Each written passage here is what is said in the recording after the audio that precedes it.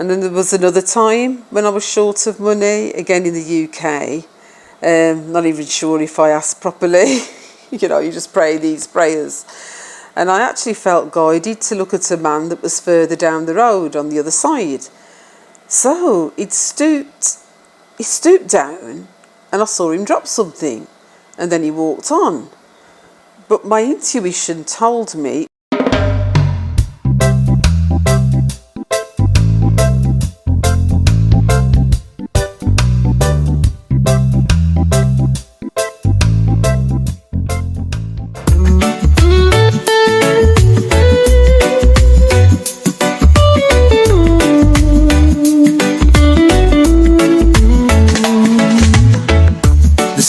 shining bright.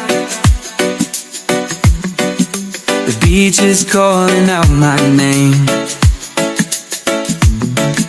The waves are crashing gently, and the breeze is blowing.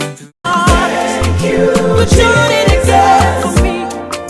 But you did it again for me, Jesus.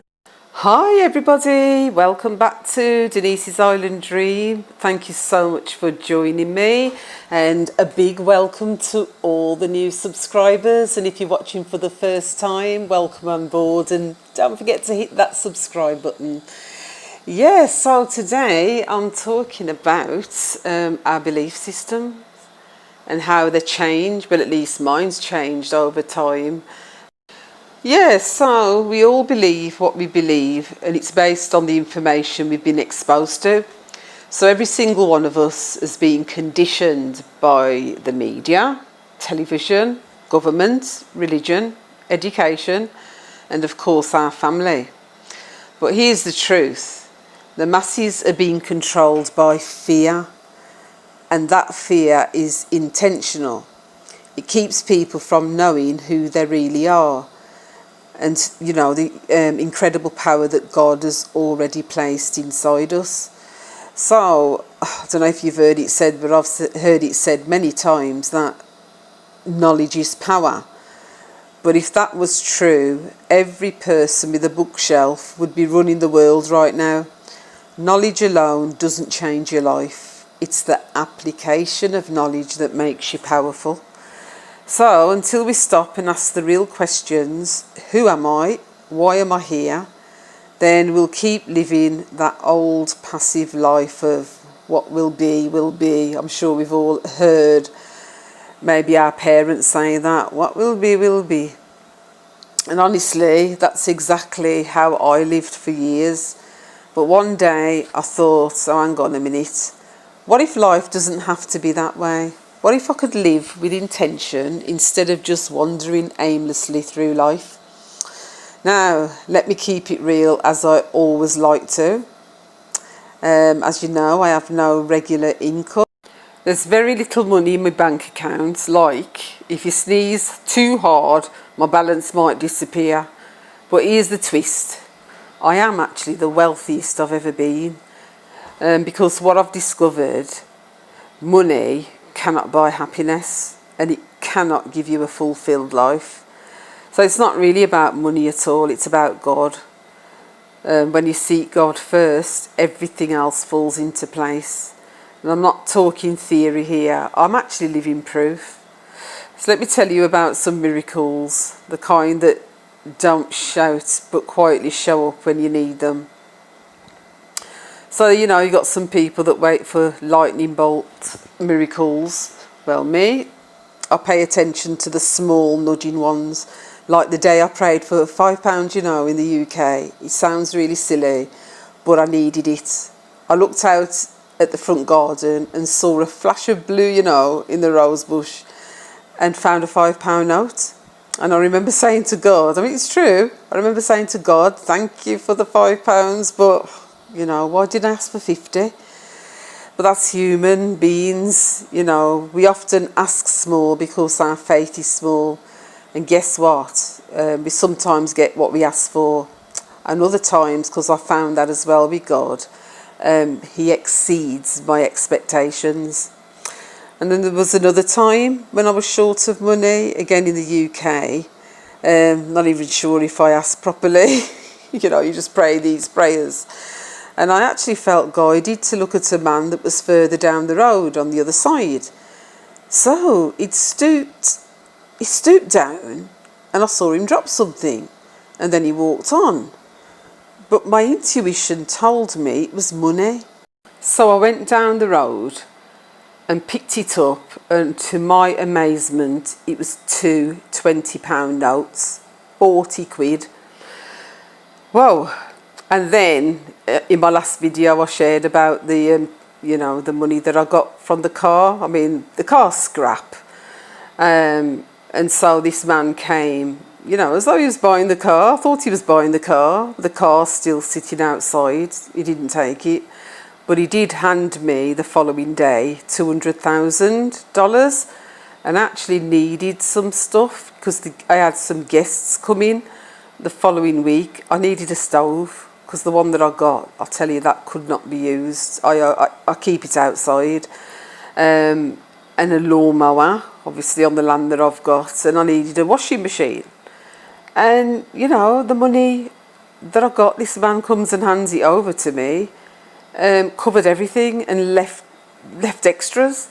So I call these miracles, and they may not fit a theological textbook. Well, it won't fit a theological textbook, but these moments of epiphany for me have changed my life and increased my faith.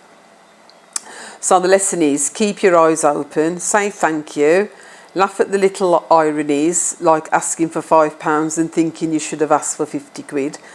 And remember, help sometimes arrives in ways we wouldn't design for ourselves. And that is the goodness of God. So yeah, God desperately wants to bless us, but he doesn't reward bad behaviour. So when he shines a light on the dark parts of me, i.e. my jealousy, I've spoken about that in another video, my anger, I've spoken about that as well, and my fears, that's a biggie. I deal with it. I deal with them. It's not that fear doesn't come, but I don't embrace it and let it become a part of me, because at the end of the day, the more I clear out all that junk, because that's what it is, it's junk, then the stronger my faith becomes and the more my prayers are answered. And that is facts, it's truth, it's reality. I'm a living testimony of that. And the Bible tells us that deep darkness covers the earth, and that is true. Look at what's around us. But Jesus came to show us the way. Unfortunately, the religious folks back then didn't get it. And between us, a lot of religious folks don't get, today they still don't get it. I was there.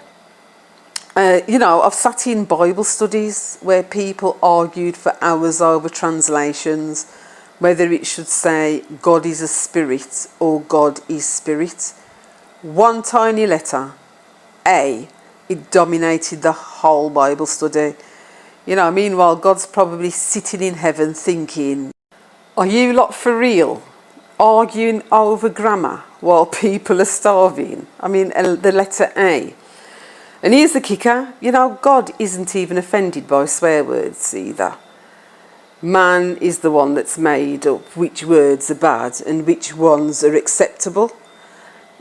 God, he listens to our hearts, not the vocabulary. He's not interested in the vocabulary. I know people who drop a few curse words but live closer to God than some of the holiest looking church folks. And yes, I'm one of them. True religion, I've been seeing actually these t-shirts. I think it says true religion or one true religion. But anyway, true religion is God breathed. It isn't heavy, it isn't dogmatic, it feels good, it brings peace, it brings joy, and it brings freedom. And if everyone followed those little nudges in their hearts, because God's nudging and talking to all of us, but, most people ignore God, then this world, it'd be a completely different place. But here's the good news. Change is happening. People are waking up, finally. You know, they're getting tired of the same old cycles, the same old lies. And that's exactly what happened to me. I reached a point where I said, enough is enough. I just can't do this anymore. You know, it just felt like a fake, false life I was living. And I was just disgruntled and just unhappy, you know. And in the end, I just walked away from the corporate plantation. I left the illusion of security in a monthly paycheck. I even left the comfort of being close to my family. Why? Because I had to search for meaning, I had to search for purpose, you know, for why I'm really here. And I believe deep down that coming to Jamaica was part of my destiny. And I was right. For the first time in my life, I am completely fulfilled. Even without regular income, even without a big bank account. I no longer crave Amazon orders or random eBay packages anymore. You know, those things you buy and then you wonder if you ever wanted them. Yeah, no more of that, thank God, because I've realised I'm not just a human being, I'm a soul, or some say a spirit, having a human experience. Jesus said in John 10:34, is it not written in your law, I said you are gods? Now this throws most religious people. You know, I said you are gods, not with an apostrophe S, meaning you belong to God, but you are gods, meaning you and I, we're mini gods. And Psalms 82:6 says the same thing. And I mean, those letters were written in red in John 10:34, you are gods, you are all sons of the Most High. It repeats it in Psalms 82:6. So, we're created in God's image, so that makes us creators too. Every thought, this is what I've learned, every thought, every decision, every action, it's shaping our lives, everything that we do. Our lives are being shaped by it.